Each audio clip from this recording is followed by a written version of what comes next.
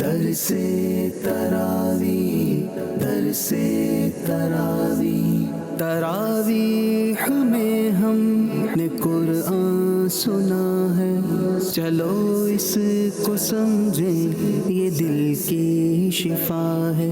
الحمدللہ رب العالمین والصلاة والسلام علی خاتم النبیین، اما بعد فاعوذ باللہ من الشیطان الرجیم، بسم اللہ الرحمن الرحیم۔ الصلاة والسلام علیکہ یا رسول اللہ وعلی آلکہ واصحابکہ یا حبیب اللہ، الصلاة والسلام علیکہ یا نبی اللہ وعلی آلکہ واصحابکہ یا نور اللہ۔ مدنی چینل کے ناظرین، پروگرام درس تراویح میں آپ کو خوش آمدید کہتے ہیں۔ اللہ رب العالمین ہم سب کو قرآن مجید فرقان حمید پڑھنے، سمجھنے اور اس کی تعلیمات پر عمل پیرا ہونے کی توفیق عطا فرمائے۔ آج الحمدللہ ماہ مبارک رمضان شریف کی 9ویں تاریخ ہے، 9ویں شب ہے، اور آج ہم 9ویں پارے کا خلاصہ سننے کی سعادت حاصل کریں گے۔ اللہ رب العالمین ارشاد فرماتا ہے، قال الملأ الذین استکبروا من قومه لنخرجنک یا شعیب والذین آمنوا معک من قریتنا او لتعودن فی ملتنا قال اولو کنا کارہین۔ اس قوم کے متکبر سردار کہنے لگے، اے شعیب، ہم ضرور تمہیں اور تمہارے ساتھ والے مسلمانوں کو اپنی بستی سے نکال دیں گے، یا تو تم ہمارے دین میں آ جاؤ۔ فرمایا، کیا اگرچہ ہم بیزار ہوں؟ یہاں پر حضرت شعیب علیہ السلام نے، آپ نے جو اپنی قوم کو واعظ اور نصیحت فرمائی، اور اللہ رب العالمین کے رب ہونے، رب تعالیٰ کی توحید اور پھر رب کے احکامات جب ان تک پہنچائے، تو وہاں سے جو جواب آیا، اور وہ یہ جواب آیا کہ ہم آپ کو نکال ہی دیں گے، اپنی قوم سے نکال دیں گے، اپنے علاقے سے نکال دیں گے۔ اس سے ماقبل بھی انبیاء کرام علیہ السلام کا ذکر اللہ پاک نے ارشاد فرمایا، یعنی یہی سورہ اعراف کے اندر متعدد انبیاء کا ذکر ہونا، حضرت نوح علیہ السلام، حضرت لوط علیہ السلام، حضرت شعیب علیہ السلام، اور پھر آگے حضرت موسیٰ علیہ السلام کا بھی ذکر آ رہا ہے۔ تو پہلی حرکت کفار نے اور ان سرداروں نے اور ان لوگوں نے یہ کی، اور وہ ہمیشہ انبیاء کے ساتھ یہ دستور رہا، یا تو بعض اوقات شہید ہی کر دیتے، یا پھر یہ کہ ہم انہیں اپنے علاقے سے نکال دیتے۔ تو حضرت شعیب علیہ السلام نے جب یہ واعظ نصیحت فرمائی، تو وہ بھی کہنے لگے، یا تو آپ ہماری طرف ہی آ جائیں، اور اگر ہمارے اس دین کی طرف نہیں آنا تو پھر ہم ایمان والوں کو بھی نکال دیں گے، یعنی جو آپ کی پیروی کریں گے ان کو بھی نکال دیں گے، اور آپ کو بھی ہم یہاں سے نکال دیں گے۔ حضرت موسیٰ علیہ السلام کے واقعہ آگے آ رہا ہے، اور خود ہمارے پیارے نبی صلی اللہ تعالیٰ علیہ وآلہ وسلم، آپ نے بھی جب تبلیغ فرمائی، توحید کا درس دیا، اپنی رسالت کا اعلان کیا، تو کفار اس وقت بھی مختلف پلاننگ بنا کر بیٹھے تھے، اور ان میں یہ چیزیں شامل تھیں۔ ایک تو یہ تھا کہ آپ صلی اللہ علیہ وسلم کو قید میں رکھتے ہیں، اور ایک یہ تھی کہ آقا صلی اللہ علیہ وسلم کو معاذ اللہ شہید کر دیتے ہیں، اور ایک یہ تھی کہ آپ کو وطن سے نکال دیتے ہیں، آپ کو شہر سے نکال دیتے ہیں۔ تو یہ مختلف پلاننگیں اس وقت بھی بناتے تھے کفار، اور ہمیشہ یہی سلسلہ رہا ہے کہ جو بھی اہل حق ہیں ان کے ساتھ اس طرح کے معاملات کے انہیں یہ آزمائش کا سامنا کرنا پڑا، اور مختلف انداز سے کرنا پڑا، اور اس میں یہی ہے، یا شہادتیں بھی ہیں یا پھر وطن سے نکال دینا بھی ہے۔ تو حضرت شعیب علیہ السلام اور دیگر انبیاء کرام اور خود ہمارے پیارے نبی صلی اللہ علیہ وسلم نے ان چیزوں کی پرواہ نہ فرمائی کہ وہ وطن میں رکھیں گے یا وطن سے نکالنے کی ایسی کوئی وہ سازش کریں گے، بلکہ اللہ تبارک و تعالیٰ نے پہلے سے ہی اپنے نبی صلی اللہ علیہ وسلم کو ہجرت کا حکم ارشاد فرما دیا۔ تو نبی پاک صلی اللہ علیہ وسلم نے پھر اللہ کے حکم سے یہ ہجرت فرمائی ہے۔ تو حضرت شعیب علیہ السلام نے بھی ان کو مختلف انداز سے واعظ کرتے رہے، آپ انہیں مزید واعظ کرتے رہے، اور انہیں کئی احکامات کے بارے میں انہیں بتاتے رہے کہ یہ تم غلط کر رہے ہو، یہ تم غلط کر رہے ہو۔ اب اس میں احکامات کے اندر جو چیزیں تھیں ان میں بطور خاص، اب قوم کے سرداروں کو یہ لگا کہ اگر شعیب علیہ السلام کی بات کو ہم مان لیں گے تو پھر تو ہمیں نقصان ہی نقصان ہے۔ اب وہ چاہے اس میں مال میں کمی کر کے ناپ تول کرنے میں کمی کرنا، دیگر چیزوں میں کمی کرنا، اگر ہم یہ مان لیں گے تو یہ نقصان ہوگا۔ اور یہ اس طرح کے لوگ ہمیشہ معاشرے میں کہ جو دینی احکامات کو نقصان بتا کر کے اگر ہم نے عمل کیا تو ہمیں یہ ہو جائے گا، آج بھی دیکھیں تو کئی ایسے بن جاتے ہیں، اور وہ کئی لبرل ہیں، کئی دیگر دین بیزار ہیں کہ جو دینی احکامات کے آڑ میں دین کو تو ڈائریکٹ برا نہیں کہتے مگر احکامات کو کہتے ہیں تاکہ دین کی طرف ہی بات جائے۔ اب وہ چاہے عورت کی آزادی کا نام لیں گے لیکن در حقیقت کیا ہے، دین کے بارے میں کچھ کہنا ہے لیکن وہ کہیں گے مولاناؤں نے یہ عورت کو پابند کیا ہے، قید میں کیا ہے، فلاں کیا ہے، حالانکہ پردے کا حکم تو اللہ نے دیا ہے۔ ایسے لوگ آپ کو سودی نظام کے بارے میں کہیں گے اگر یہ ختم ہو جائے گا تو پھر تو ہم تباہی ہو جائیں گے، بربادی ہو جائیں گے، سود رہنا چاہیے، سودی نظام بھی رہنا چاہیے۔ تو یہ اس طرح کی چیزیں ایسے لوگ ہمیشہ بیان کرتے رہتے ہیں۔ تو یہی شعیب علیہ السلام سے بھی اس وقت کے سرداروں نے کہا، لیکن جب آپ علیہ السلام نے ایک عرصہ گزار لیا پھر اللہ کی بارگاہ میں دعا کی کہ ان کے اور ہمارے درمیان اب معاملہ جو ہے وہ فرق ہو جائے اور اب یہ سدھرنے والے نہیں، ان سے کوئی امید نہ رہی، تو پھر اللہ تبارک و تعالیٰ کی طرف سے ان پر عذاب بھی آیا، ان سرداروں پر اور اس قوم کو جنہوں نے شعیب علیہ السلام کو معاذ اللہ جھٹلایا۔ ارشاد فرمایا فَأَخَذَتْهُمُ الرَّجْفَةُ فَأَصْبَحُوا فِي دَارِهِمْ جَاثِمِينَ، تو انہیں شدید زلزلے نے اپنی گرفت میں لے لیا تو صبح کے وقت وہ اپنے گھروں میں اوندھے پڑے رہ گئے۔ الَّذِينَ كَذَّبُوا شُعَيْبًا كَأَن لَّمْ يَغْنَوْا فِيهَا الَّذِينَ كَذَّبُوا شُعَيْبًا كَانُوا هُمُ الْخَاسِرِينَ، وہ جنہوں نے شعیب کو جھٹلایا ایسے ہو گئے گویا ان کے گھروں میں کبھی رہے ہی نہ تھے، شعیب کو جھٹلانے والے ہی نقصان اٹھانے والے ہیں۔ یہاں پر یہ تھا کہ وہ تو بہت بڑے محلات میں رہ رہے تھے، سب کچھ تھا، لیکن اللہ نے یہاں یہ ارشاد فرما دیا کہ انہوں نے جھٹلایا تو اب بالکل ختم، جیسے کہ ان گھروں میں کوئی رہتا ہی نہیں تھا۔ یہ ناظرین کرام، دین پر چلنے کے لیے بعض اوقات کسی کو شبہ لائق ہوتا ہے چلیں گے تو ہمارے کو یہ نقصان ہو جائیں گے، لیکن جب اللہ کی طرف سے ایسی کوئی آزمائش آتی ہے، اور یہ میں اہل حق کی بات کر رہا ہوں، ان پر آئے تو پھر انہیں ایک اندازہ ہوتا ہے کہ یہ کیا ہوا، لیکن جن پر اللہ کی طرف سے عذاب آتا ہے بطور خاص اور پوری پوری آبادیاں بستیاں ویران ہو جائیں گویا کہ یہاں کوئی تھا ہی نہیں، تو ہمیں ہمیشہ اپنی آخرت کو وہ مقدم رکھنا چاہیے اور اپنی آخرت کو مقدم رکھ کر دینی معاملات پر عمل پیرا بھی ہونا چاہیے۔ آج بھی دیکھیں بعض اوقات کہیں زلزلے، کہیں آگ لگنا، کہیں کچھ ہے، اب اس کے بعد اس عمارت کے پاس جائیں تو واقعی ایک وہ فیلنگ ہوتی کہ قرآن نے جن چیزوں کو بیان کیا کہ کیسی کیسی پوری پوری بستیاں وہ اجڑ کر رہ گئیں، تو ایسا لگتا ہے کہ جیسے یہاں تو کوئی تھا ہی نہیں، یہ تو کوئی یہاں چڑیا پر نہیں مار رہی، یہاں کوئی آیا ہی نہیں، لیکن اللہ رب العالمین کی طرف سے جب اس طرح کا کوئی معاملہ ہوتا ہے تو وہ چاہے پوری فصلیں ہوں، آبادیاں ہوں، تو پھر ظاہر ہے اسی طرح ہر طرف وہ تباہی ہو جاتی ہے۔ اللہ سے بندہ ڈرتا رہے، اور یہ زلزلے اور دیگر کئی ایسے آزمائشیں جو سامنے آتی ہیں تو یہ انسان کے برے اعمال کی وجہ سے بھی، کافروں پر تو کفر کی وجہ سے، مسلمانوں پر تو ان کے اعمال بد کی وجہ سے، گناہوں کی وجہ سے بھی اس طرح کے معاملات سامنے رہتے ہیں۔ لیکن بہرحال ہم مسلمانوں کو کسی کو متعین طور پر یہ نہیں کہیں گے کہ اس وجہ سے ان کے اوپر یہ ہوا، لیکن ہر ایک انفرادی طور پر اپنے اعمال پر ضرور غور کرتے رہیں۔ آگے اللہ پاک نے ایک آیت مبارکہ میں ارشاد فرمایا کہ اگر وہ لوگ ایمان لے آتے، تقوی اختیار کر لیتے تو پھر اللہ انہیں کیا عطا فرماتا۔ یہ بات اوورال اصولی طور پر ہم سب کے لیے اور سمجھنے کے لیے بھی ہے۔ ارشاد فرمایا وَلَوْ أَنَّ أَهْلَ الْقُرَىٰ آمَنُوا وَاتَّقَوْا لَفَتَحْنَا عَلَيْهِمْ بَرَكَاتٍ مِّنَ السَّمَاءِ وَالْأَرْضِ وَلَكِنْ كَذَّبُوا فَأَخَذْنَاهُمْ بِمَا كَانُوا يَكْسِبُونَ، اور اگر بستیوں والے ایمان لاتے اور تقوی اختیار کرتے تو ضرور ہم ان پر آسمان اور زمین سے برکتیں کھول دیتے، مگر انہوں نے تو جھٹلایا تو ہم نے انہیں ان کے اعمال کی وجہ سے پکڑ لیا۔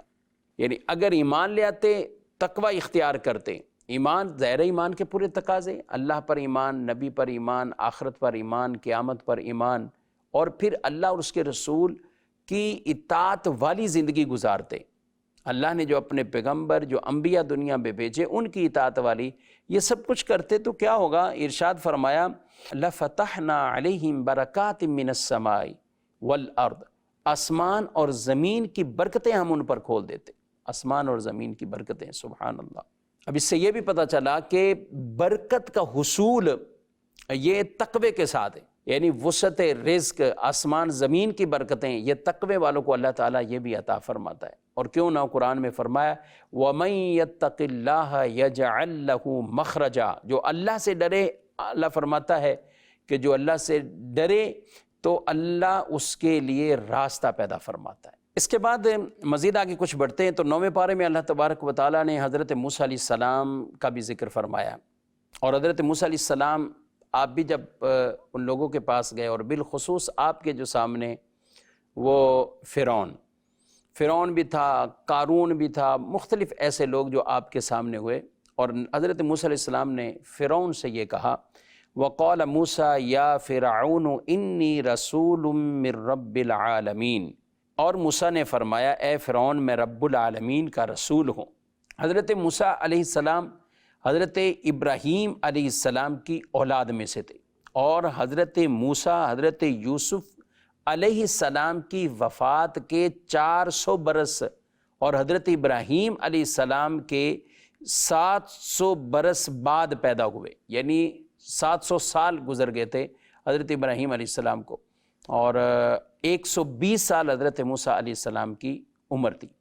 اور اصل میں اس شخص کا جو نام تھا وہ ولید بن مصعب بن ریان، یہ تفسیر کی کتابوں میں بیان کیا، لیکن پھر دور جاہلیت میں جا کر ہر جو اس بادشاہ کا ایک لقب اسے فرعون کے طور پہ، جیسے بادشاہ ہے تو بادشاہ وہ فرعون کو اس طور پر یعنی اسے فرعون ہی کہتے، کہ حضرت موسیٰ علیہ السلام کے جو سامنے تھا فرعون وہ تو ایک شخص کا نام تھا، پھر آگے جا کر بادشاہ کا بطور لقب نام فرعون بطور لقب یہ پکارنا شروع ہوئے۔ اب حضرت موسیٰ علیہ السلام نے طرح طرح سے فرعون کو جا کر تبلیغ کی، سمجھایا، اور یہ اللہ پاک کا حکم بھی تھا، اور رب تعالیٰ نے فرمایا کہ فرعون کے پاس جاؤ، اور حضرت موسیٰ علیہ السلام نے اللہ سے دعا مانگی، اور آپ کے بھائی حضرت ہارون اللہ تعالیٰ نے کے ساتھ کیا، اور یہ پھر گئے اللہ کے حکم سے، اور مختلف انداز سے فرعون کو سمجھایا، تبلیغ بھی کی، لیکن فرعون مختلف انداز سے، اس کے جو چیلے تھے، اس کے جو جادوگر تھے، یہ بھی آیا کہ فرعون سمجھنے کے لیے تیار بھی ہو گئے، لیکن اس کے چیلوں نے کہا کہ نہیں، اگر تم سمجھو تم تو خدا ہو، تم یہ ہو تو یہ سلسلہ یوں ہی رکھو۔ تو فرعون وہاں سے ہٹ درمی کی طرف آ گیا، اور اس نے پھر جادوگر آ گئے اس کے پاس، یا مختلف اور اس کے چیلے آ گئے کہ ہم بڑے بڑے جادوگروں کو لے آئیں گے، اور جادوگر آئے، وہ بھی واقعی اسی پارے میں انہی آیات میں اللہ نے تفصیل سے بیان کیا کہ فرعون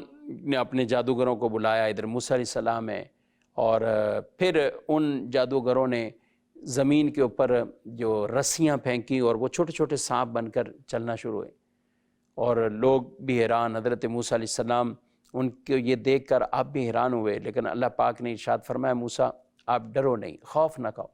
یہی اپنے عصا کو زمین پر پھینکو۔ تو آپ نے عصا کو زمین پر پھینکا، جب عصا کو زمین پر پھینکا تو وہ بہت بڑا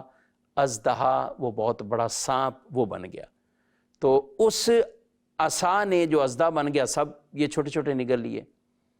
تو یہ جادوگر سمجھ گئے کہ یہ والا معاملہ جادو سے نہیں ہو سکتا، یہ جو معاملہ یہ جادو سے نہیں ہو سکتا، یہ ضرور اللہ کے نبی ہیں، پیغمبر ہیں، اور جس رب کی طرف یہ بلا رہے ہیں وہی رب ہے، وہی خالق ہے، وہی مالک ہے۔ تو وہ جادوگر سجدے کے اندر چلے گئے، اور انہوں نے کہا کہ ہم ایمان لاتے ہیں، موسیٰ اور ہارون کے رب پر ہم ایمان لاتے ہیں۔ تو اس پہ فرعون اور آگ بگولا ہو گیا کہ یہ میرے جادوگر، میں نے ابھی کہا نہیں، یہ ایمان پہلے لے کر آ گئے۔ تو اس نے کہا میں سزا دوں گا، انہوں نے کہا جو کرنا ہے تم کرو، جو کرنا ہے وہ تم کرو، لیکن ہم ایمان نہیں چھوڑیں گے، ہم ایمان۔ اور وہ جتنے بھی جادوگر تھے حضرت موسیٰ علیہ السلام کی طرف، یعنی وہ ایمان لے آئے، سبحان اللہ، اللہ جن کے مقدر میں نصیب میں رکھے۔ اب پھر انہوں نے طرح طرح سے مسلمانوں کو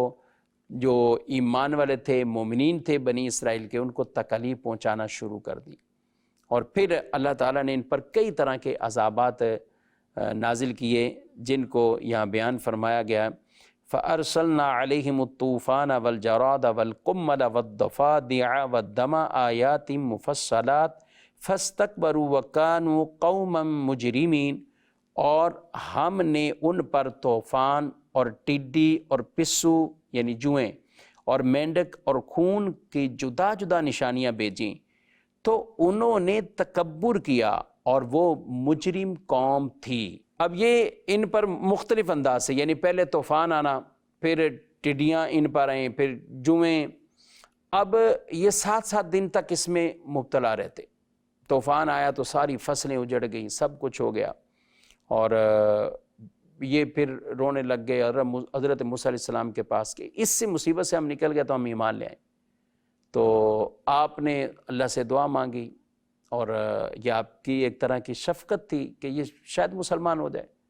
تو اللہ تعالیٰ نے وہ عذاب دور کیا. جب وہ عذاب دور ہوا تو پھر انہوں نے دیکھا کہ وہ دوبارہ بارشیں ہوئیں اور یہ سب چیزیں، تو فصل پہلے سے اچھی ہوگی. تو یہ کہنے لگے یہ طوفان تو ہمارے لیے بہت اچھا ہوا. اسی طرح ان کی فصلیں وہ ٹڈیاں کھانا شروع ہو گئیں. پھر اسی طرح ہوا ان کے گھروں کے اندر بھی، اور مختلف یہ 3-4 لگاتار ان پر وہ عذاب آئے. مینڈک کا اتنے مینڈک آئے کہ ان کے برتنوں میں، کھانوں میں کوئی بات کرتا تو منہ میں بھی چلا جاتا. پھر خون یعنی ان کے پانی بھی جو تھے وہ خون کے اندر تبدیل ہو گئے. تو یہاں تک کہ فرعون نے کہا کہ جو مسلمان جس برتن سے پانی نکالتے ہیں تم اسی برتن سے نکالو. تو وہ جب اسی برتن سے نکالا گیا، لیکن جب اپنے برتن میں ڈالتے تو وہ خون میں بدل جاتا. یہاں تک کہ یہ ایمان والوں کے ساتھ ایک ہی برتن میں جب پانی پینے لگے، ایک طرف سے ایمان والے پی رہے ہیں، ایک طرف سے یہ پی رہا ہے، تو اس کے منہ میں خون جا رہا ہے اور ادھر پانی جا رہا ہے. یہ جو لگاتار یہ عذاب اللہ تعالیٰ نے ان پر بھیجے، لیکن ہر عذاب 7 دن رہتا. یہ موسیٰ علیہ السلام سے کہتے، وہ دعا کرتے، اور 1 مہینے کا وقفہ ہو جاتا، لیکن پھر یہ مکر جاتے. اللہ نے پھر ان پر یہ عذاب نازل کیے مختلف انداز سے، اور کہا کہ یہ قوم ہی مجرم قوم ہے. اب اس کے بعد حضرت موسیٰ علیہ السلام بنی اسرائیل کو لے کر وہاں سے جو اہل ایمان تھے ان کو لے کر نکلے، اور پھر وہ طویل واقعہ کہ فرعون نے بھی اپنی فوجوں کو پیچھے لگا دیا، یہاں تک کہ فرعون بھی انہی کے ساتھ تھا. تو حضرت موسیٰ علیہ السلام کے لیے وہ دریا میں راستے بن گئے، آپ کی قوم وہاں سے گزری. اور فرعون نے جب دیکھا اور اپنی فوج کو دیکھا تو کہا، سب نے کہا ٹھیک ہے ہم بھی انہی راستوں پہ چلتے ہیں. لیکن جب بیچ میں آئے اور وہ پانی برابر ہو گیا ان پر، اس وقت فرعون نے کہا کہ میں ایمان لاتا ہوں، لیکن اب کا ایمان معتبر نہیں. اب تو وہ سب کچھ دیکھ چکا کہ اب تباہی بربادی سامنے ہے، تو اب کا ایمان معتبر چونکہ نہیں تھا، تو اس لیے وہ تباہ ہوا، غرق ہوا، اس کی فوج بھی، اس کے لوگ بھی. اللہ تعالیٰ نے موسیٰ علیہ السلام اور بنی اسرائیل مومنین کو وہ کنارے لگے. اب یہ حضرت موسیٰ علیہ السلام نے کہا تھا کہ جب فرعون ہلاک ہو جائے گا اور ہم ایک طرف چلے جائیں گے، ہمیں پورے یہ مسلمان ایک سیو مل جائیں گے، تو پھر اللہ تعالیٰ ایک کتاب دے گا، اس میں احکامات ہوں گے. تو جب یہ ہوا تو پھر آپ نے اللہ کی بارگاہ میں وہ دعا مانگی، اور اللہ تعالیٰ نے حکم ارشاد فرمایا آپ کو، اور آپ نے کوہ طور پر گئے اور 30 روزے رکھے. آپ نے 30 روزے رکھے، اور 30 روزے رکھنے کے بعد موسیٰ علیہ السلام نے مسواک فرمائی. تو اللہ تبارک و تعالیٰ نے پھر آپ سے جو فرمایا گیا کہ یہ جو روزے دار کے منہ کی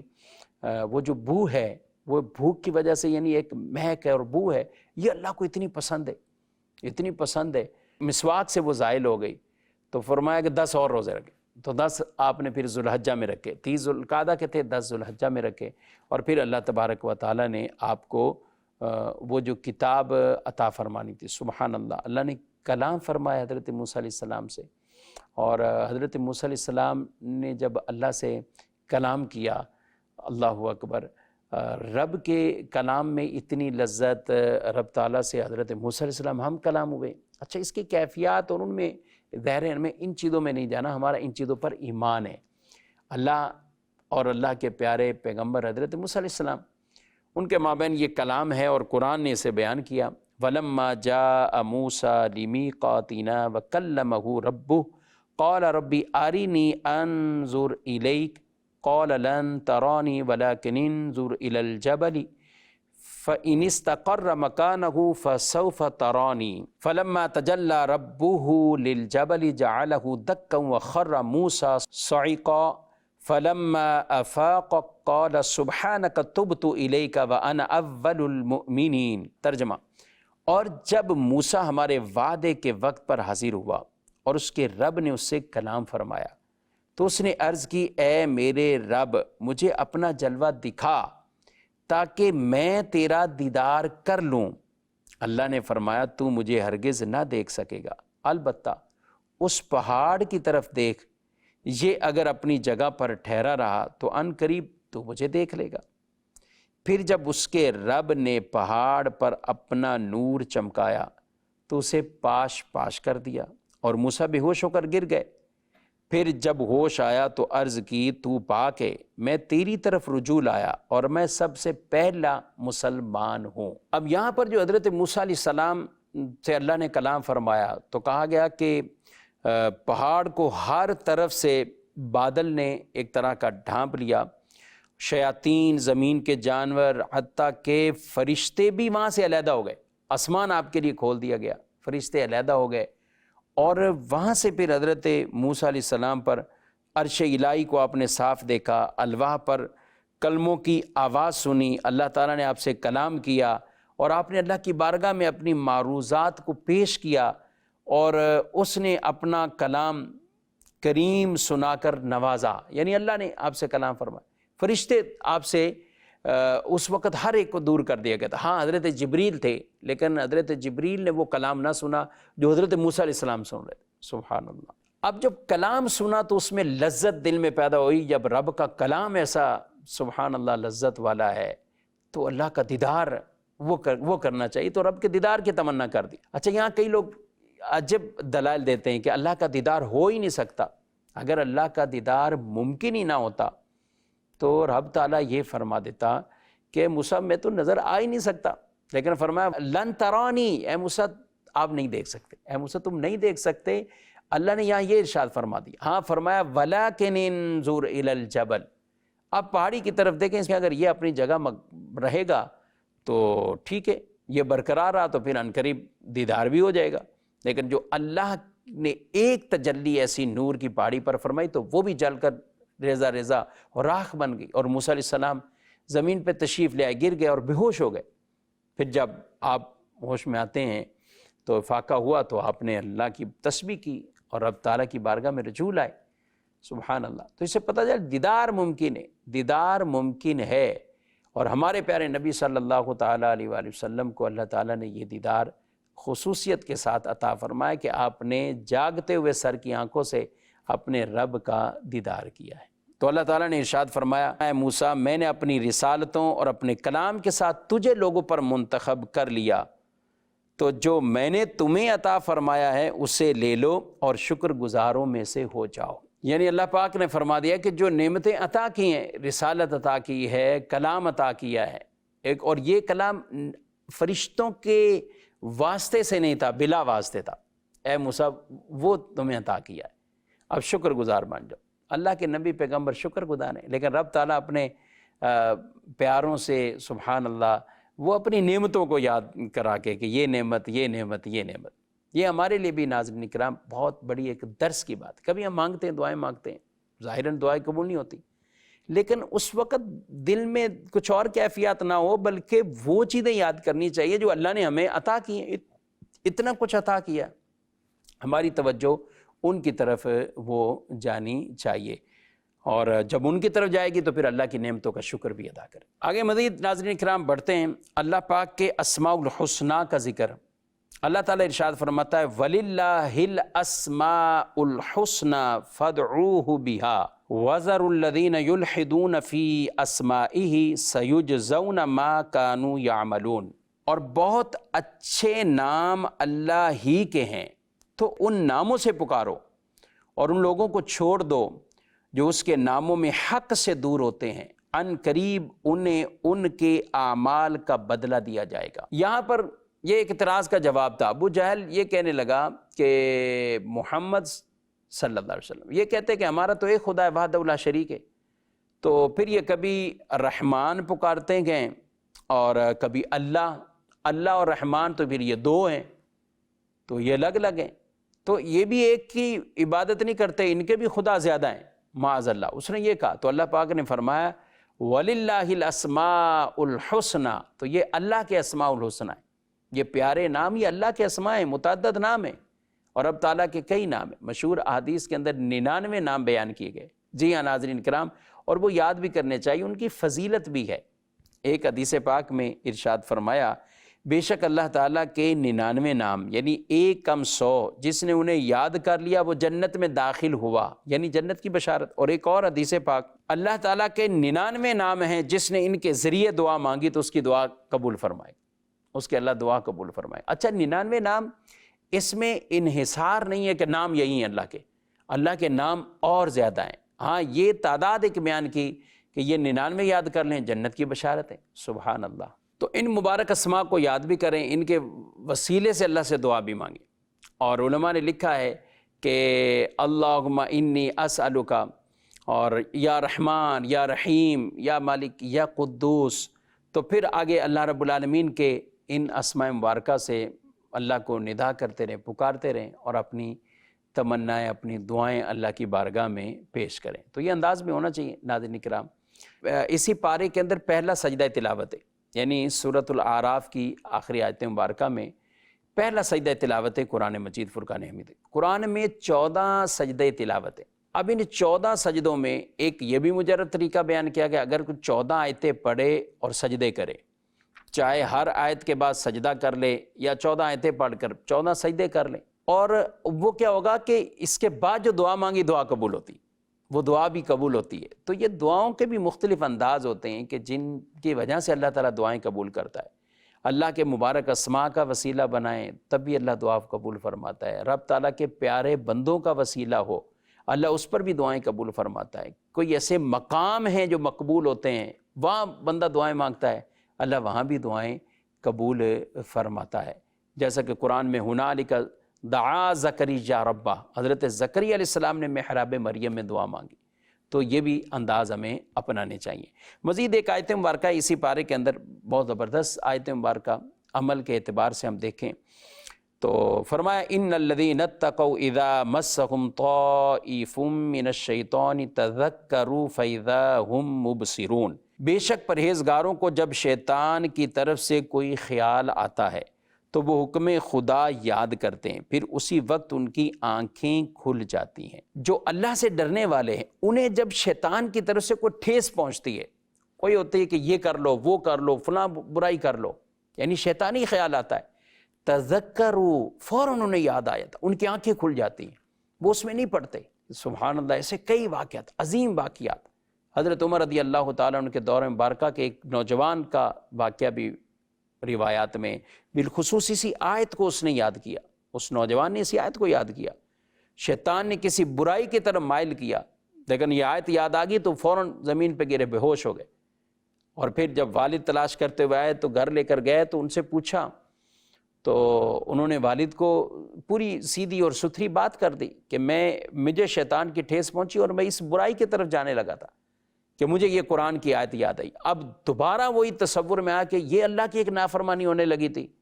تو کیفیات یہ ہوئی کہ پھر گرے اور ان کی روح کف سے انسری سے پرواز کر گئی۔ اب ان کی تدفین ہو جاتی ہے اور جنازہ ہو گیا، تدفین ہو گئی۔ حضرت عمر رضی اللہ تعالیٰ عنہ کو پتہ لگتا کہ وہ نوجوان دنیا سے چلا گیا، تو اب ان کے گھر گئے، تعزیت کے لیے پوچھا تو انہوں نے یوں واقعہ بیان کیا۔ تو آپ نے فرمایا مجھے قبرستان لے چلو، اس کی قبر پہ لے چلو۔ تو وہاں قبر پہ آپ نے